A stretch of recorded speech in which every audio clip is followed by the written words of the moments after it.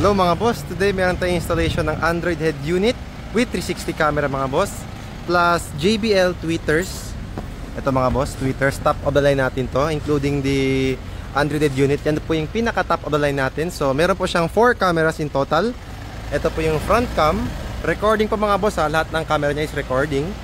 Tapos ito po yung sa side cam niya, nagre-record din po yan. Tapos ito din po sa reverse, also recording. Tapos mga boss, ang maganda lahat ng cameras natin mga boss, let's say nag-signal lights kayo or nag-reverse kayo, automatic siya mag-trigger. Meron siyang view na makikita doon. Tapos ito yung sa kabilang side mirror. So mamaya, sineset up namin dito ngayon yung Google account. Tapos i-calibrate namin doon para makita, para yung 360 niya mga boss, maayos yung tapon. So be right back. Peace!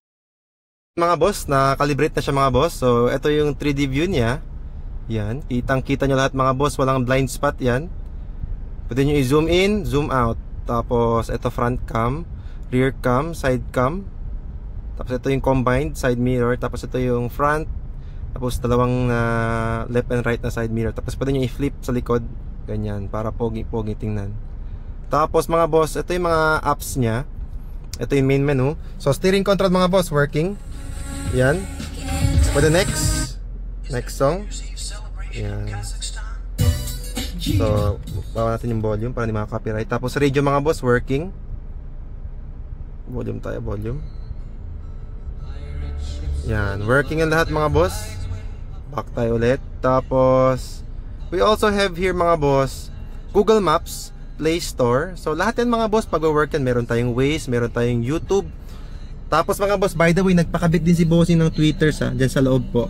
Andyan po yung tweeters niya. Same din sa kabila. Yan. Sobrang lakas mga boss, half pa lang.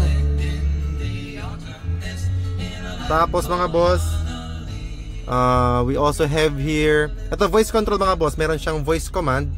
Like ito, i-click nyo lang to, tapos sabihin nyo, turn on navigation. Uy, ano siya na press. Yan, click natin. Kung natin. Click.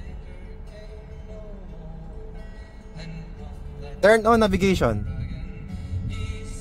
Yan. Pwede ganun mga boss. Tapos pipili lang kayo kung ano gusto nyo. Pwede nyo i-always. Parang same lang talaga sa phone mga boss. Pwede sabihin turn off screen, mga ganyan mga boss. Madami siyang mga commands. Yan. Tapos mga boss, we also have here Google Chrome. Tapos wireless na po yung CarPlay tsaka Android Auto niya mga boss. Ito yung maganda dito. Ito yung CarPlay niya. Tapos we also have here DSP. Pwede na po timplahin yung speakers ng sasakyan nyo ngayon mga boss. Kung gusto nyo ba jazz, flat, pop, rock, depende pa sa gusto nyong timpla. Tapos we have here mga boss, 2 USB slots. Ito 360 recording siya. Tapos ito pwede lagyan ng music or videos. And then we have here the SIM card slot mga boss. Kaya may 4G yan, 4G connection. Tapos mga boss, ipakita ko sa inyo yung recording ng 360 natin. Dito lang yan nakalagay. Yan. So imagine nyo mga boss, 4 cameras all recording at the same time. Sobrang ganda, pwede nyo ipalaki. So pwede nyo kunin yan mga boss through file manager. Cute natin, medyo maingay. Yan, ito yung mga recorded na files. Pwede nyo po i-transfer yan sa laptop nyo or sa computer nyo.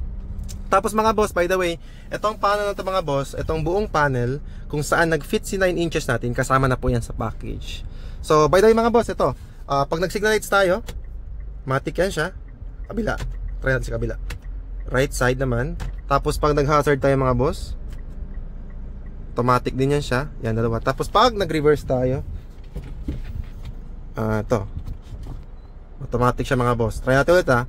Sa home tayo, tapos pag nag-reverse, yan, matic siya mga boss, matic siya. So most likely mga boss, that's the features. Madami pa siyang pwedeng applications na kung anong gusto nyo i-install dito. Para talagang siyang cellphone. You can change the themes, lahat-lahat mga boss. Tapos we have here microphone. And then mga boss, umiilaw tong console nya. Hindi siya makita kasi sobrang lakas. Umiilaw tapos medyo dumidilim yung head unit kapag once mag-on tayo ng headlights. Kasi auto dim siya mga boss. Nakadepende siya sa ilaw or sa sa time, kapag night ba or daylight. So that's it mga boss. For more info, feel free to visit our shop. Dito lang po tayo sa Pagadian City. Yan. Ito po yung shop natin mga boss, Andres Auto Accessories.